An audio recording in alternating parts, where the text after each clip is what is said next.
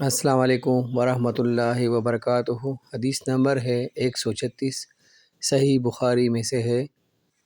یحییٰ ایک مرتبہ ابو ہریرہ رضی اللہ عنہ کے ساتھ مسجد کی طرف چھت پر چڑھا تو آپ نے وضو کیا اور کہا کہ میں نے رسول اللہ صلی اللہ علیہ وآلہ وسلم سے سنا تھا کہ آپ صلی اللہ علیہ وسلم فرما رہے تھے کہ میری امت کے لوگ وضو کے نشانات کی وجہ سے قیامت کے دن سفید پیشانی اور سفید ہاتھ پاؤں والوں کی شکل میں بلائے جائیں گے، تو تم میں سے جو کوئی اپنی چمک بڑھانا چاہتا ہے تو وہ بڑھا لے، یعنی وضو اچھی طرح کرے۔ اللہ تعالیٰ سے دعا ہے کہ وہ مجھے اور آپ کو اس حدیث پر عمل کرنے کی توفیق عطا فرمائے، آمین ثم آمین۔